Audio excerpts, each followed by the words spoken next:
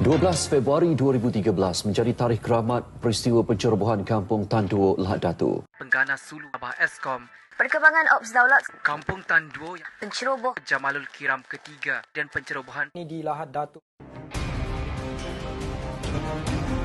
Untuk kawasan penting, ada 3 kawasan penting yang terlibat ketika pencerobohan Lahad Datu. Pertama, Lahad Datu, Kampung Tan Duo dan akhir sekali ialah Sempurna. Peristiwa pencerobohan Lahad Datu ini mula dilaporkan bermula pada 9 Februari 2013. Mulanya, kumpulan penceroboh mula memasuki perairan negara pada hari tersebut. Mereka menggunakan bot dan mula berkumpul secara berperingkat di Felda Sahabat 17, Kampung Tan Duo, Lahad Datu. Dan kemudiannya pada keesokan harinya, pada 11 Februari pula, sebahagian daripada anggota kumpulan itu dikesan oleh kumpulan nelayan pada waktu malam. Dan sejurus selepas itu, kumpulan nelayan tersebut membuat laporan polis mengenai 100 lelaki berpakaian ala tentera dan bersenjata api lah.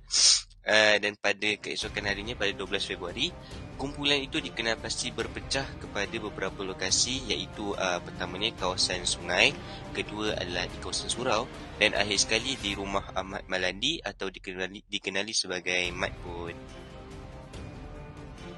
Apakah tujuan mereka mencerobohi Sabah?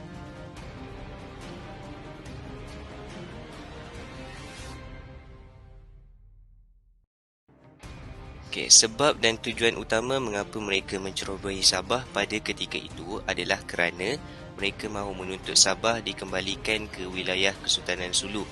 Perdana Menteri Datuk Seri Najib Razak pada ketika itu menyatakan bahawa Malaysia telah mengadakan pelbagai rundingan bagi mengelakkan pertempuran bersenjata. Hal ini menyebabkan ketidakpuashatian daripada pihak pengganas. Negara kerajaan telah menghantar pasukan keselamatan di lokasi di mana mereka misi mereka adalah untuk mengepung penceroboh-penceroboh ini. Pada 1 Mac, pertempuran bermula di Kampung Tan Duo. Pertempuran darah dan kecederaan parah berlaku. Pelbagai usaha telah dibuat oleh pemimpin bagi menghentikan serangan pengganas Sulu. Serangan balas juga telah dilaksanakan. Pada 5 Mac, operasi diberi nama Ops Daulat dilancarkan bagi menjaga maruah dan kedaulatan negara. Sepanjang pertempuran, banyak pertumpahan darah telah berlaku terutamanya dalam kalangan pasukan keselamatan. Sekitar 7 Mac hingga 18 Mac, Perdana Menteri Malaysia ke-6, Datuk Seri Najib Tun Abdul Razak mengumumkan pembentukan sebuah kawasan keselamatan khas Eskom yang meliputi wilayah pantai timur Sabah dari Kudat ke Tawau yang merangkumi daerah Sandakan, Sempurna dan Lahad Datu. Sementara itu, di bawah Eskom, pos Kuala Baru juga diperkukuh dengan peningkatan kekuatan anggota pasukan keselamatan. Selain itu, gerakan operasi mopping out kini giat diperhebat bagi mengenal pasti saki-baki pengganas yang masih bersembunyi. Tambahan juga, kereta-kereta perisai dibawa masuk bagi meningkatkan kekuatan pasukan keselamatan dalam Ops Daulat dan mengukuhkan lagi operasi serta mendominasi kawasan-kawasan Tanjung Labian apabila operasi tamat. Pada 22 Mac 2013, Jamalul Kiram III yang mendakwa dirinya sebagai Sultan Sulu menafikan pendakwaan ke atas 8 warga Filipina atas tuduhan pengganas dan melancarkan perang terhadap Yang di-Pertuan Agong atas alasan Malaysia tidak memiliki Sabah. Namun, Peguam Negara Tan Sri Gani Pattaya menyangkal dakwaan tersebut dan memberi amaran kepada Jamalul Kiram III. Pada 23 Mac 2013, pasukan keselamatan negara telah menangkap 2 orang penting dalam insiden di Lahad Datu, di mana salah seorang daripadanya merupakan pemerintah tentera pengganas Filipina yang selama ini membekalkan makanan, minuman, ubat-ubatan, pengangkutan serta tempat tinggal untuk kumpulan Sulu. Sementara itu, Jamalul Kiram III menafikan bahawa ke-8 pengganas yang telah didakwa adalah rakyat Filipina, sebaliknya adalah rakyat Malaysia. Konflik ini diisytiharkan tamat pada 10 April 2013 oleh kedua-dua pihak iaitu Malaysia dan juga Filipina. Namun, apa yang mendukacitakan ialah pencerobohan itu mengakibatkan 12 perwira negara terbunuh dan menyebabkan kematian 56 pengganas dan juga 6 orang awam. Dan pada 8 Jun 2018, Mahkamah Persekutuan mengekalkan hukuman mati ke atas 9 warga Filipina yang terlibat dengan pencerobohan bersenjata Lahad Datu pada 2013. Seterusnya ialah apakah fakta yang mendorong pencerobohan ini? Dalam pencerobohan Lahat Datu, ada terdapat pelbagai punca atau faktor yang menyumbang kepada tragedi ini.